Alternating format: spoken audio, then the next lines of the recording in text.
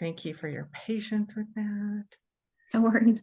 And there we go. We're good to go. Beautiful, beautiful. All right, wonderful. Well, welcome everyone. Happy Wednesday. This is Wednesday, right?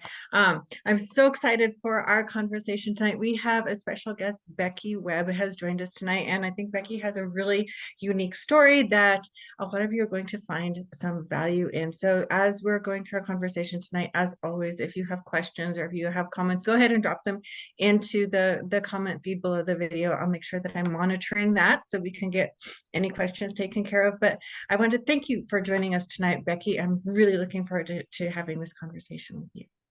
Yeah, thank you so much. I'm really honored and truly blessed to be able to be able to converse with you and to be able to create impact for those around us. Because I know that I'm not the only one that's ever suffered a head injury, TBI, concussion, just a bonk, goose egg, whatever. And those can unfortunately have lasting effects. So I'm hoping that this will impact and just provide some awesome, coping strategies and being able to help heal from those. So. Right, right. No, you're so right. I think that it's something that's overlooked too very often inside of this field.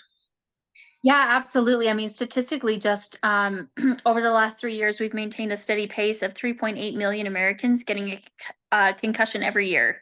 Wow, So there's from so 2019 through 2022, as of latest research and numbers pulled within the United States, it's pretty wow. alarming. Yeah. Yeah, So yeah, it's a that really is. common thing. Yeah, yeah, no, it totally is. I mean, we've had kids in sports and they've gotten them. I was in a really bad car accident and had a very bad concussion that went completely undiagnosed, but like I knew that it was just based on symptoms. And so it is something that happens, I think, a lot more frequently than people think that it does. So this is interesting, and I'm really looking forward to diving in a little bit deeper with you this evening. Yeah, statistics alone, it's just mind-blowing how common this is and how many of those actually go undiagnosed. And without proper treatment, those can bleed into other areas, especially, the gut-brain axis is one of the very first things that are hit. Neurological responses, such as, motor control, increase in inability to process, magnesium, things like that that are essential for neurotransmission and keeping nerves calmed down. So there's, concussions can have an impact even as random as restless leg syndrome upticks and things like that. It's kind of interesting, and eye twitches and everything and anything in between involving motor neural movement and other things like that. So quite fascinating. I really got into this. When I sustained my first concussion, I was 15 years old, fell off the back of a horse. I was riding tandem, kid on a go-kart came up and spooked the horse, and the horse's hoof slipped, and I ended up tearing my ACL. Walked on it for 5 months before I knew that it was torn. But upon falling off the horse, I sustained a really bad concussion, went undiagnosed until I went cross-country skiing 5 months later, and kicked off my skis and fell over and hit a tree on my way down. Wow. Oh, it kind of a double whammy there. And then, in between car accidents and snowboarding, I love to play in the terrain park. I've been treated for 17 total concussions. That's about one on average, one every other year, being age 35. So, I put a lot of experience into the healing process, but also put in a lot of research as to heal how I can heal, and manage those symptoms, because there are days when I just like, there's a specific Costco location that we have here I will not set foot in because the lighting messes with me and makes me super sick Mm. to the stomach. So, just the lighting in an environment, the right sunglasses, you have to put a little bit more effort into it, but it's definitely manageable. So I have some incredible tips and strategies that I would love to be able to bring to everyone here on this live, and set people up for success, because this doesn't have to be a complicated healing process and healing journey. Right. Okay. No, that's amazing. Well, I mean, it is not amazing that you've had that many concussions. That's crazy. Yeah. But yeah, I can see how that would really spur you into learning how to, well, basically overcome and deal with the subsequent consequences. Yeah, absolutely. And those 17 concussions, my last concussion was the most detrimental to me. I was walking down my hallway, and did my body went completely limp. I ended up having a seizure and sustained a concussion from fracturing my zygomatic arch right here on my left side, breaking my cheekbone, and ended up with 9-month concussion rehab. Even with fine motor skills, dexterity, I had a speech therapist, occupational therapist, physical therapy, vestibular, ocular, you know, pretty much full body. And I said never again, Yeah. Oh my never God. again. Yes. And with that, I've learned so many important things, whether you're on a health and fitness journey, whether you're looking for, professional advancement within your 9 to 5 career or entrepreneurial life, anything like that, relationships, there are some key components that we want to really take a look at. And the first thing that I always address is the mindset. Yes, I've had a lot of trauma, but this isn't the end all be all. So making sure that I have that mindset of being able to really lock in and be like, I'm going to heal from this. Yes, today Mhm. sucks. Yes, tomorrow might be a little bit worse just because we're pushing into those thresholds with that physical activity, 10 to 25%, depending upon protocol, assigned from, physician's care, obviously.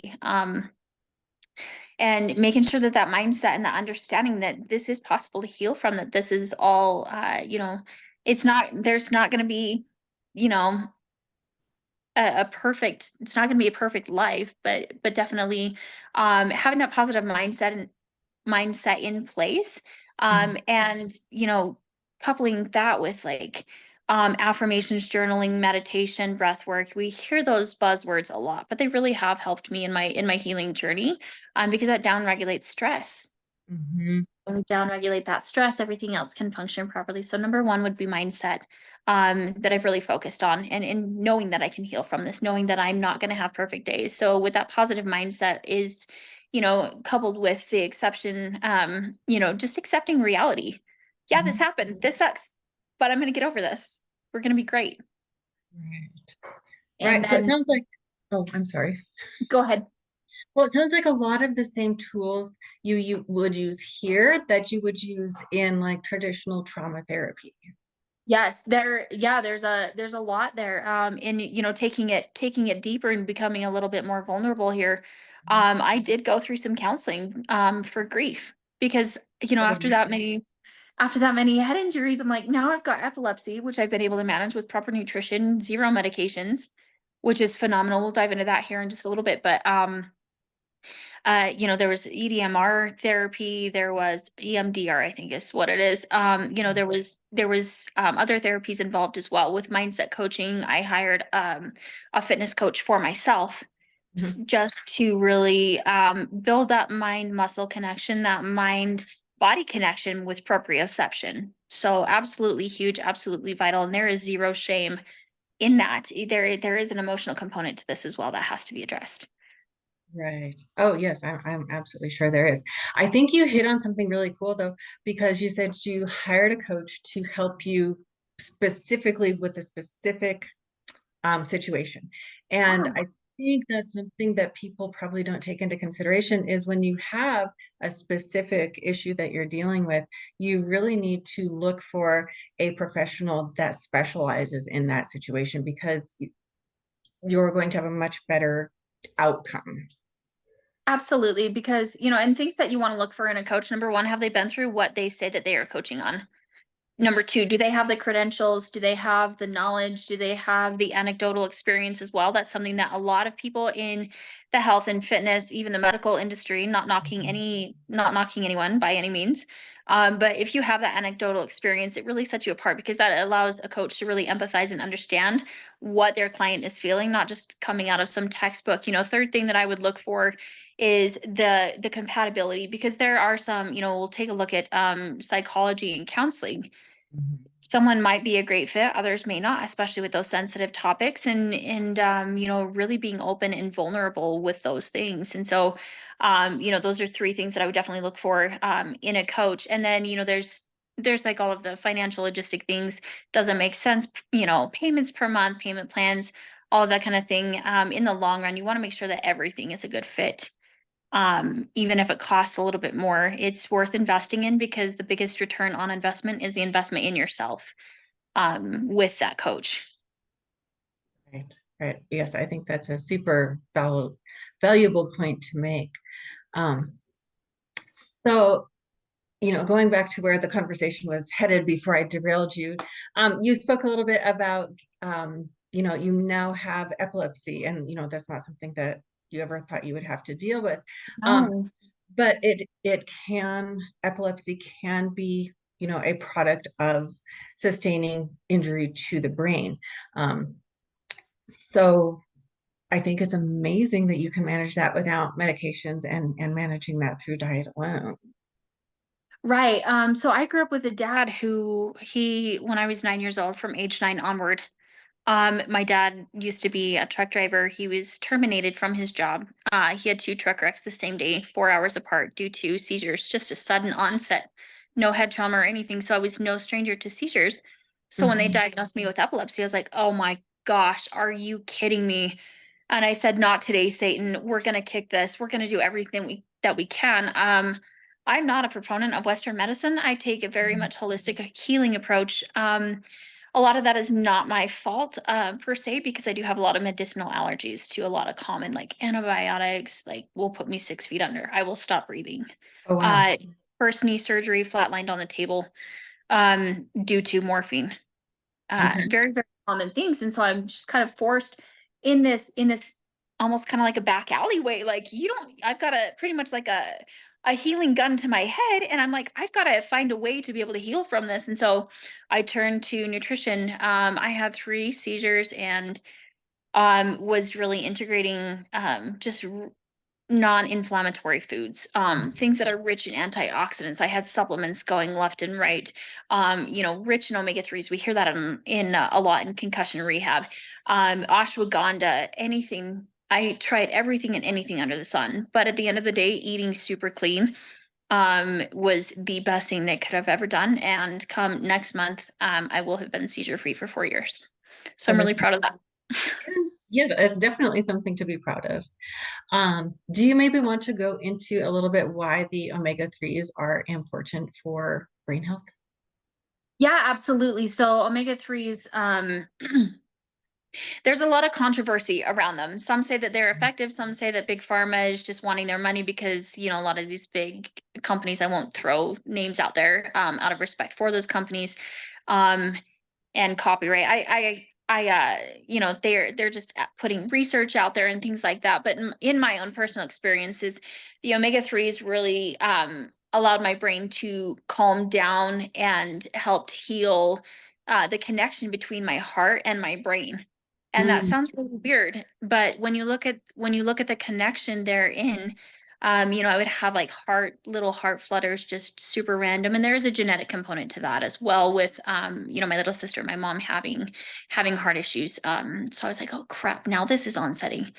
But the omega-3s play such a vital role in being able to keep the lining, the myelin sheath that protects those nerves and the nerve conduction smooth. Because it's like driving through a freaking parking lot with a bunch of toddlers coming out of preschool and speed bumps everywhere. And you're like, I don't know what direction I'm going. And it can be really dangerous. We want to do everything that we can to protect those children essentially, and to protect our cars from receiving any kind of damage. And so that's how it was explained to me by my cardiologist as well as my neurophysiologist. And that was absolutely important. I take omega-3s on a daily, as well as eat salmon three to four times a week. I'm a little bit of a fish nerd. But omega-3s were absolutely vital in that healing process to keep everything on that homeostasis level. Omega-3s have, gosh, several roles within the human body, but specifically the connection, with the balance in homeostasis with my brain, having those two work together and not just kind of doing their own independent thing. right. Yeah. No, omega-3s are fantastic supplement in my opinion, and the research that I have seen. I know, however, we honestly could go online and find research to support basically any point of view, but Yep. there has been supporting studies done for sure. Um, all right, so that's the inflammation. So what with managing the epilepsy, because you've successfully been managing that for, it sounds like, quite a while, what sort of nutritional protocol do you follow besides something that's, high in omega-3s? Yeah, so and this is just my own personal experience. So when I notice that I'm starting to get an uptick in sensitivity to light, aka photophobia, or sensitivity to loud noises, that overwhelmed feeling, those symptoms don't they're gonna linger. Mhm. Right, it's just a matter of getting them down regulated. I will switch up diet. And for me, keto has worked really well with keto cycling. It's not something that is sustainable. I'll do a 2 week cycle on, 2 week cycle off, 2 week cycle on, 2 week cycle off. So for a total of 2 months there. Okay. And it seems to even out. With that, I do a very, very strict clean keto, not dirty keto, very, very clean, and also clean food sources. So all Right. of my protein is incredibly clean. I don't do pork, which sounds funny because pork is very high in fat. 70% of a true keto protocol is focused on fat intake. And the reason that that has been so effective for me is it forces my brain to really push into thinking, oh, this is not the normal energy system that is used for breaking food down. And so it puts a little bit of challenge there to keep it, pushing into that threshold of like, oh, holy cow, I've really got to make sure that this is, working properly, and kind of throws a brain for a loop and essentially forces it to reset, which has been really cool. And then, any of my fruits and veggies, I do things that are very high in fiber, because on a true keto protocol, that carbohydrate is going to be anywhere between 5 to 10% of the intake. And so I'm always doing high fiber. All of that, coming from berries, things that are rich in color. Pretty simple, doesn't need to be complicated. Right. Right. Yeah, no, we don't do a lot of keto here in the group, and what I've seen across the whole board of the internet is that everybody does it wrong. Like so wrong. Um, yeah, but I know that it is a protocol that can be beneficial for people that have had um the brain injuries. So okay, so that's the protocol you use. Um, as far as, you know, working through the brain trauma and kind of getting your life back, what does it look like as far as like exercise goes? Yeah, exercise is a really tough one. I am not a medical physician, so anything that I say on this live is only for educational purposes, only not intended to treat, diagnose, or replace any kind of medical advice. Okay, I'll make that very clear right now. Um, in my experience, pushing into that threshold of replication of symptoms. So for me, it's like, oh, I'm starting to get a little bit dizzy here. Let's push into that by doing one more rep, maybe two more reps, maybe increasing 5 pounds, maybe going for an extra 20 steps. Maybe it's um, uh, doing some vestibular ocular therapy for an extra 10 seconds, tracing my finger, back and forth for an extra little bit of time there. So it's really pushing into that threshold, replicating those symptoms. So it's forcing the brain to send those signals down to the rest of your body to be like, hey, like, we're safe here. We're okay. Let's build that threshold back up despite the injury. That's how we become stronger. Okay. No, that makes perfect sense. It really does. And I think it would require a lot of really dialing in on listening to your body as well. 100%, 100%. Your body is your biggest asset, honestly, and really listening to that, being intuitive, especially we as women, we have the ability to multitask. We have naturally that go get it done kind of attitude, and we also have the ability to listen to the gift called intuition. Mhm. It's more stronger in females than males. Why that is, I don't know. I personally believe that it's a God-given gift, but really listening to that and being okay with what your body is telling you. And that kind of goes back to that mindset of accepting reality. It is what it is. There's, yes, you can do stuff about it, but you have to also listen and utilize that caution for sure. Right. Yes, yes, 100%, I would imagine. Um, what else have you found to be, a valuable asset in, overcoming some of the barriers in regaining your life essentially. Yeah, absolutely. So there are several pillars of performance that I look at. Physical activity we've already discussed, mindset we've already discussed, Yep. nutrition, just continuing to eat incredibly clean.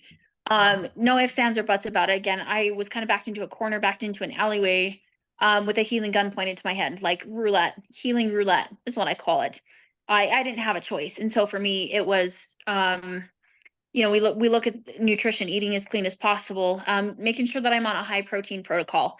High protein protocol to prevent the loss of muscle mass as that gut brain access when it is inflamed due to a head trauma of any kind, even just a mild goose egg, it can disrupt the GI tract, and the connection there for 3 to 5 days, at a Mhm. minimum. So it's quite fascinating, the latest research that's coming out.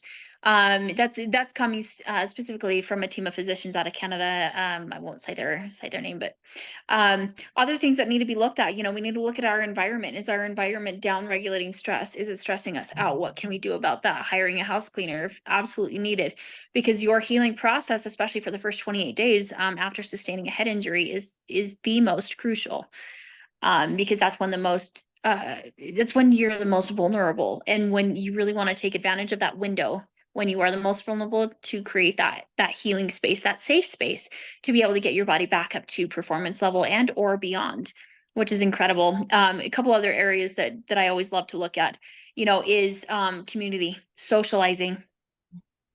It's really easy for me. I tend to shut down. I don't want anything to do with any human. Like, I'm like, huh, people. You know, and so having a supportive community, knowing what to expect from them, including them in my journey, having them be aware of what symptoms and signs look like, if there is an uptick in symptoms, and really getting that support and being social and trying to live your life to the fullest as much as you possibly can, but being okay when you need to take a rest. Um, and then there's, several other things like supplementation. Look, those, we live in a world today where a lot of our food it's not like it was back in the 70s. All those vital nutrients, everything just seems to be so watered down. We have like so many GMOs. We have, uh celiacs, which I also have. I have my own personal belief on that, but really doing your research on that, making sure that the manufacturing processes, they say like everything is clean. That's cool, but are they actually cleaning their equipment? Is it full of heavy metals? Are they just using the lowest grade possible stuff? For example, magnesium glycinate, responsible for over 800 metabolic processes throughout the human body, 300 that are absolutely vital. One, I order mine from a very specific company because I know that their stuff is incredibly clean Mm. and clean in the manufacturing processes. And I had an opportunity recently to go out and visit a company and watch how they manufacture all of this.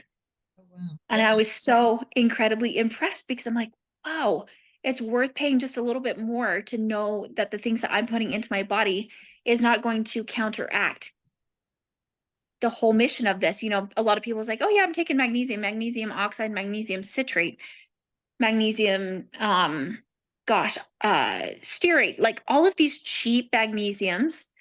Right. And you want to make sure that you're also getting the right form of magnesium. I just pick on magnesium because that just seems to be like kind of my go-to. There are Mhm. 12 different types on the market right now. Not all of them are going to help with, not all of them are going to help you. Some are just uses, honestly, just fillers, and you're throwing your money away. So doing research, and that's something that I specialize in. So if any of you guys have questions, please don't hesitate to shoot me a message, shoot Clarissa a message. And I'll be more than happy to send some incredible recommendations your way when it comes to supplementing, but really recognizing the efficacy in the claims and doing research, and get help if that is outside of something that you are, kind of outside that comfort zone there.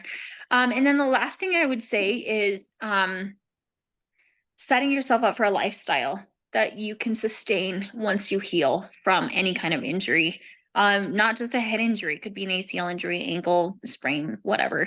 You want to create some stability. You want to be able to create those habits and that lifestyle to where you can keep going. ACL rehab doesn't mean that you can't work upper body, doesn't mean that you still cannot set yourself up for success, and really showing up for yourself every single day is probably the number one thing that I would tell people, regardless of their healing journey. I'm sure all women in this group right here, we're all on a healing healing journey, whether that's mental, physical, emotional, intellectual journey, spiritual journey, whatever that looks like. All of these things that I gave you, specific to, concussion rehab, all of these areas need to be looked at.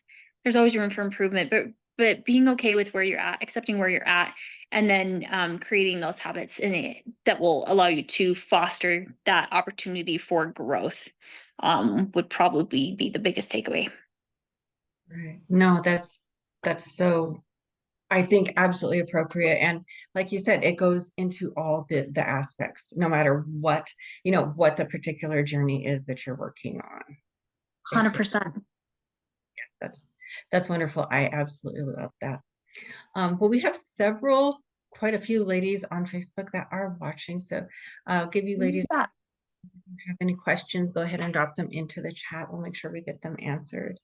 Um, it looks like we have lots of information as a comment.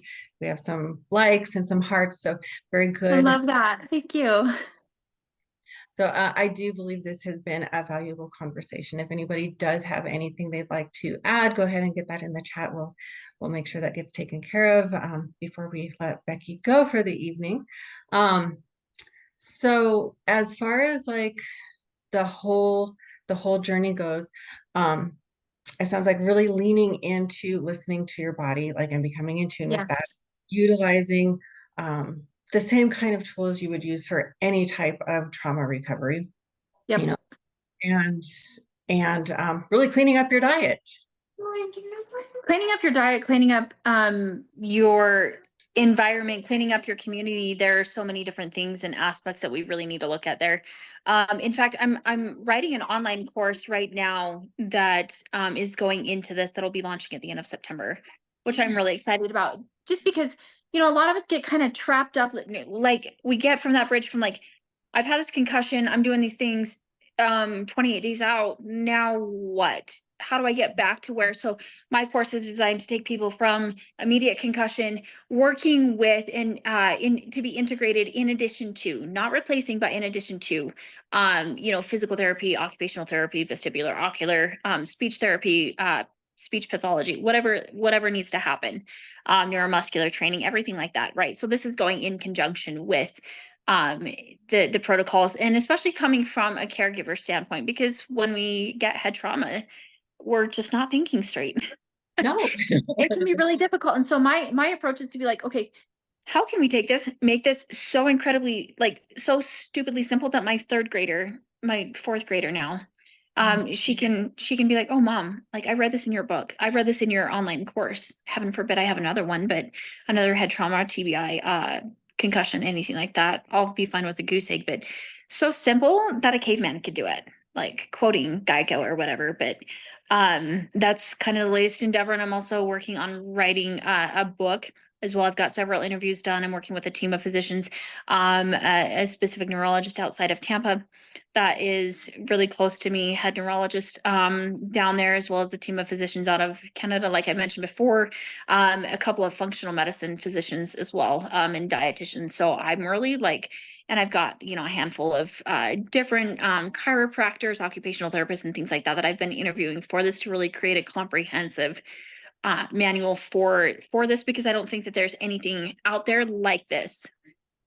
No, I haven't heard of anything like that.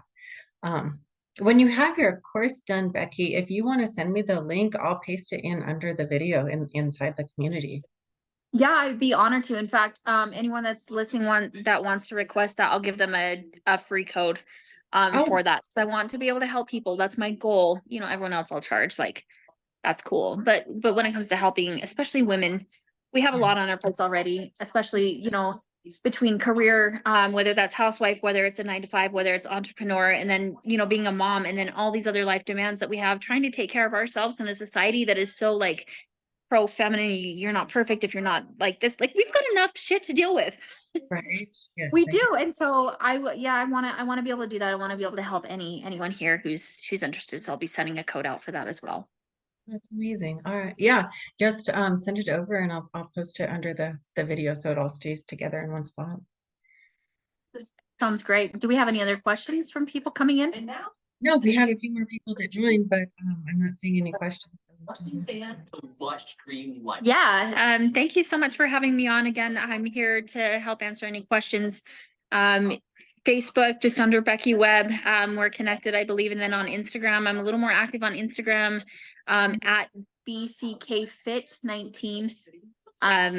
So we can put that in the chat after, Yeah. or put that in the comments below the video, and we'll go from there. Like I said, anything up here, I've gone through enough pain points that this has really become my forte. So anything up here is free to anyone in the group. So That's absolutely amazing of you. Thank you. And thank you so much for your time tonight, Becky. I really, really appreciate it. I think this was super valuable. I know I certainly enjoyed our conversation, and I do believe that our members found it valuable as well. So thank you so much. It was so great to chat with you, and thanks for having me on as a guest. We'll do it again sometime. sounds great. Thank you so much. Thanks. Bye.